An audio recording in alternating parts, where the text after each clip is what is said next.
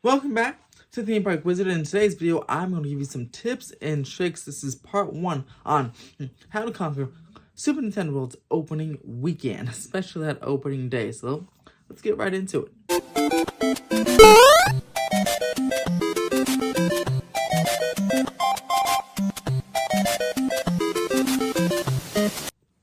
Alright, so again, this is part 1 of 2 videos here. The next video will come out tomorrow, and that'll be tips for to get inside the land and what to do when you're inside the land, especially on that busy opening weekend. That is all ready to go. It's already up and scheduled, so stay tuned and subscribe for that. But for part 1, we're going to talk about before you even get in the park. This is the type of stuff that you'll wanna know, because there's some new operational changes and a whole lot more. So let's get started. So, Universal Studios Hollywood has announced that the parking structures, that's right, all parking structures, Jurassic, E.T., Curious George, all of them, will open 24 hours prior to opening day. February 17th is opening day.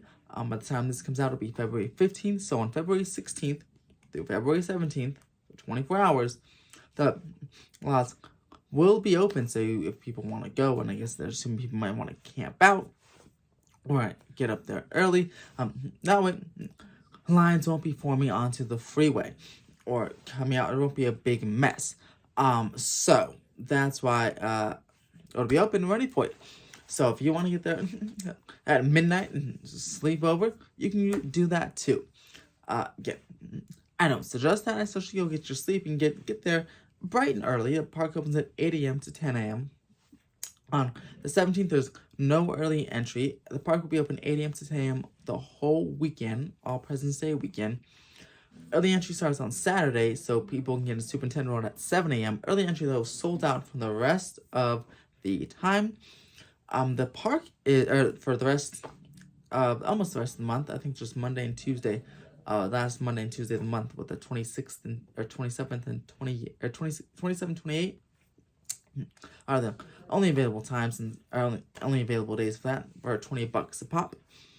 And I believe we have the 17th is completely sold out, so if you don't have an annual pass that's blocked that can get in that day, and you don't have a ticket, you're unfortunately out of luck for that day. But the rest of the weekend is open, except for like 2-day tickets, I believe, are sold out. VIP sold out. Universal Express might be sold out. So for at least for 1-day general admission, the rest of the weekend is open. And of course, if you have a silver pass or up, I think all those passes are available for the opening weekend. If you have a platinum pass, of course, you don't need a virtual line after 3 p.m. You can use your one-time express to skedaddle your way in the line, or in the land. Speaking of passes and tickets and everything, whether you have a pass or a ticket, you should put it on the app. It makes it much easier to get in. Once you're done parking everything, it makes the process much smoother if you just if you scan your ticket on the app. All you gotta do is you gotta open up the app, then go to your wallet. You'll have to create an account and sign in and everything, and then go to your wallet and go ahead and press scan new tickets or passes, and then a camera will come up and you just scan the barcode, and then it's on the app. Then you have to fumble around wondering where your ticket is. You have to carry the big piece of paper they give you, or you don't have to do anything. It's just right on your phone, and you just scan it, and then you won't need that ticket for the rest of the day because you're in. They might print you they probably will print you a physical ticket where you still don't need it if it's on the app, but you can keep that around. But if you get to on Jurassic World or something, you want to go in and out, it'll just be on the app, much easier. Again, especially if you purchase the Universal Express. If you purchase the Universal Express, you need to scan your ticket at each attraction or show that it has Express.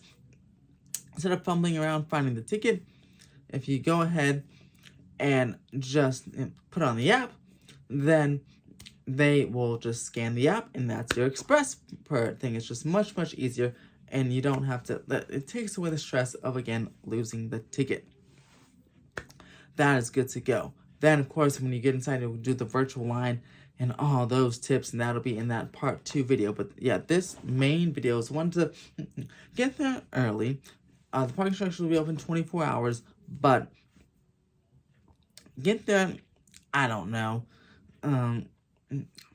5, 6 in the morning, I'd say. No, depends if you want to be the first one in there. The park is open until 10 p.m. And if superintendent was the only thing you want to do, then you can get there maybe at 8. Oh, well, that'll be a long line. I'd say maybe get there about 5 to 6 a.m.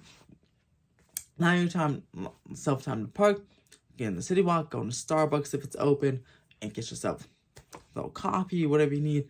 Get inside the park, and then get that virtual line immediately also on the app, which again, I'll do a step-by-step on the next video coming out tomorrow about that. Parking. This is how you conquer the parking. There's 2 ways to park. So, this is assuming you're coming from the 101 freeway. If you're coming from surface streets, you can find your way to these roads. Basically, you have to get to Lancashire, and then you can continue to follow the pathway. But, assuming you're coming from the 101 freeway, southbound. If you're coming northbound, this is the kind of, you just kind of do the opposite. So if you're coming from the south, coming from the valley, you get off on Lancashire, and you make a left turn onto Ventura, and a left turn onto Universal Studios Hollywood, or Universal Studios Hollywood Boulevard. That's the main way. That'll get you into ET, the big parking structure. They might ship you over to Curious George, all that good stuff. The back way is if you go on the 101, get off on Lancashire, make a right, it'll lead you onto Ventura, then you make a right again, actually on Lancashire, go under the freeway underpass, and then on Universal Hollywood Drive, where the massive Universal Studios Hollywood or Universal City billboard is. Usually it's advertising different rides and attractions. 2 thumbs on there, Superintendent Road will be, I'm sure, advertised on there. You make a right. Go up the hill. This is how you get also to the hotels, the Hilton and Sheraton. Go up that way. That will usually lead you to the Jurassic parking area. If you want to be first and you want to park closer, you can pay for preferred parking. I believe it's about $50 or $60. No, preferred is about $40, I believe. Or no, $50. Front gate parking is like $60 or $70. Might be $70. If that's what you want to do. I don't suggest that, honestly. It's not too far of a walk. It won't make too much of a difference. If there's a line in security, there'll be a line. You'll probably have to go snake into City Walk anyway. So the front gate parking really won't do much. I'd say the $20 or $40. Go general for $30. Or if you have a pass, then it's free. If you have a pass and you might want to get closer, then you might want to do preferred parking because it's like $20, right? Because if you have a gold pass or higher, parking's free, and then you just pay the extra fee for the preferred parking or front gate. So I mean like $20 or $40 instead of like $70. Up to you if you have a pass. If you have a pass, though, it's likely you've been to Superintendent World already with pass holder preview or soft opening, so it may not be that important to you. So I'll leave it up to you. But if you have a one-day ticket, I'd save use the $70, that extra $40 on a popcorn bucket and Superintendent World, because that's how much they cost. So yeah, parking the regular structures, walk through City Walk. Again, you might want to stop at Starbucks anyway, get something to drink before you head in the gates. And yeah, those are the 2 ways to go to the parking structures. All of them, again, will be open 24 hours on Thursday night through Friday, and then the regular hours the rest of the weekend. When you get into the park, there are plenty of fun stuff to do. Charge those phones. Make sure the virtual line is ready, because you're going to need it. Sure, there's kiosks. You can get the physical ones, but you have to go all the way down the escalators to get to those. Unless they put some on the upper lot. But it doesn't look like they have them all set up by Transformers. So the whole morning will be gone by the time you get into one of those. So just get the app. And that's one thing you should do. Before you do any of this, before you even get in your car, download the Universal Studios Hollywood app. Everybody.